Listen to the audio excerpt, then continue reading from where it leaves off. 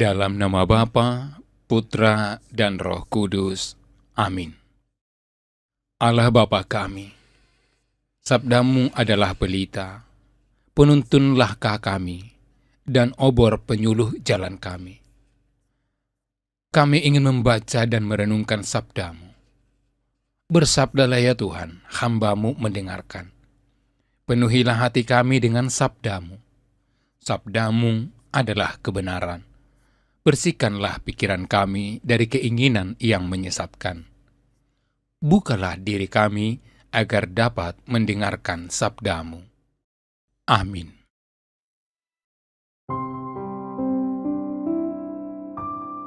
Jikalau penghibur yang akan kuutus dari Bapa datang, yaitu roh kebenaran yang keluar dari Bapa, ia akan bersaksi tentang aku.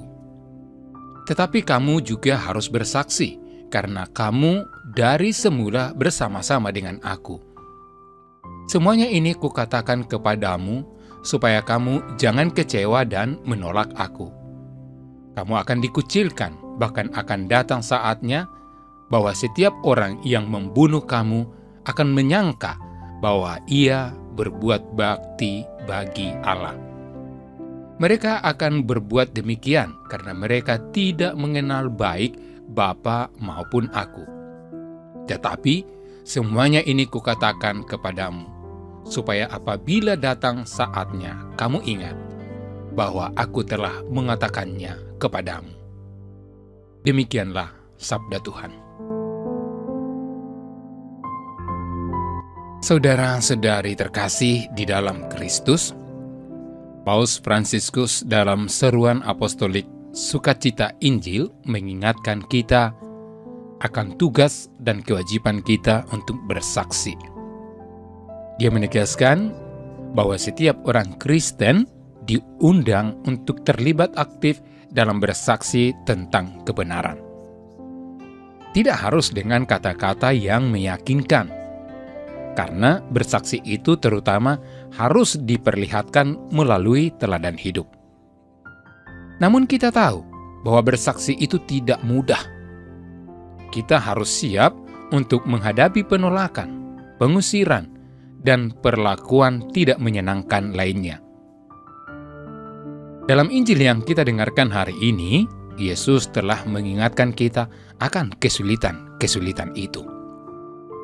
Saudara, Yesus mempersiapkan para muridnya agar tetap kuat setelah ia kembali kepada Bapa di surga dan tidak lagi bersama mereka di dunia.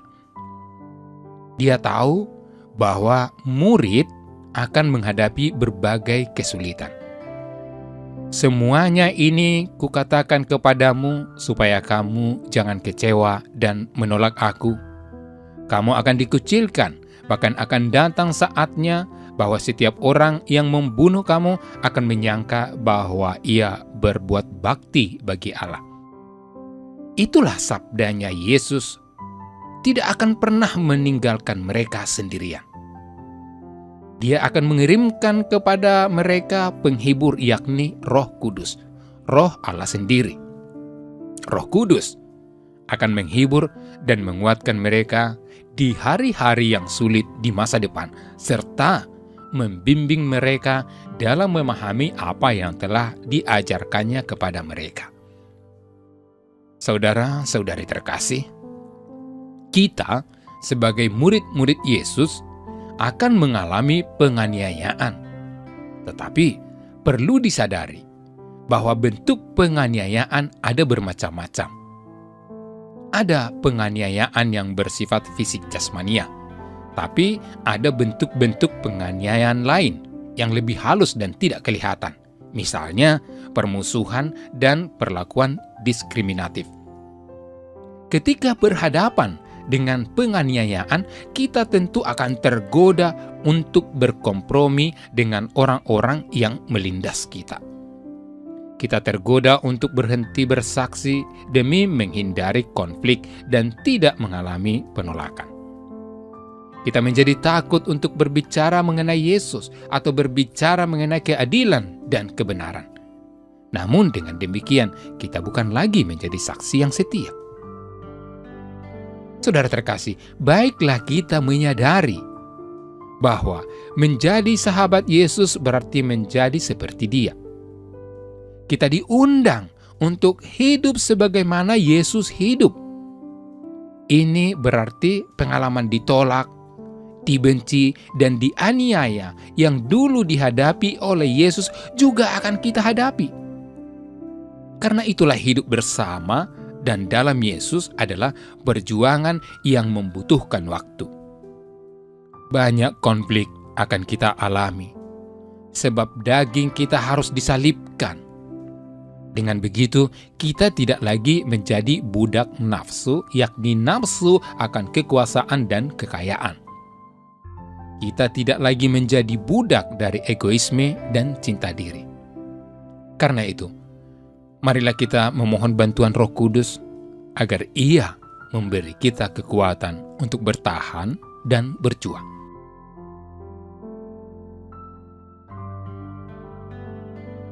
Marilah kita berdoa. Ya Tuhan, beri kami keberanian dan kekuatan untuk bersaksi tentang iman kami melalui perkataan dan perbuatan.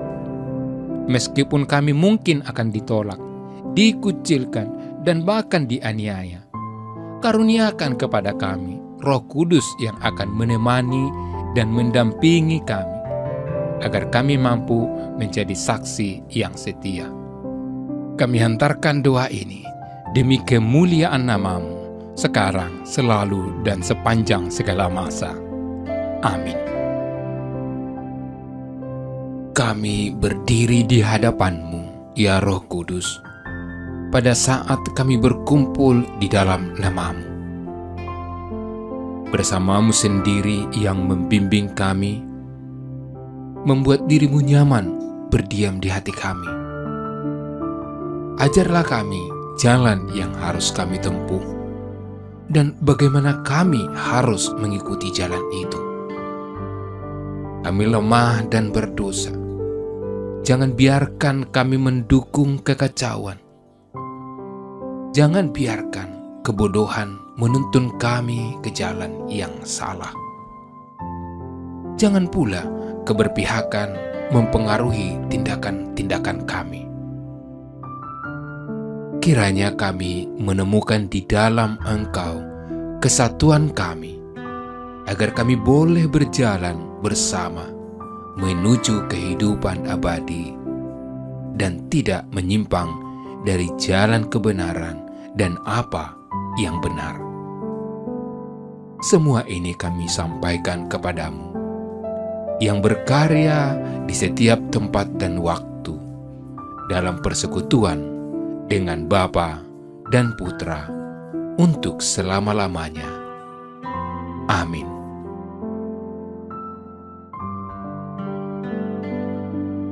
Bapa kami yang ada di surga, dimuliakanlah nama-Mu. Datanglah kerajaan-Mu. Jadilah kehendak-Mu di atas bumi seperti di dalam surga. Berilah kami rezeki pada hari ini, dan ampunilah kesalahan kami, seperti kami pun mengampuni yang bersalah kepada kami. Dan janganlah masukkan kami ke dalam pencobaan, tetapi bebaskanlah kami dari yang jahat. Amin. Salam Maria, penuh rahmat, Tuhan sertamu.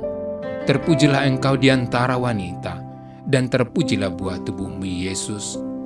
Santa Maria, Bunda Allah, doakanlah kami yang berdosa ini, sekarang dan waktu kami mati. Amin.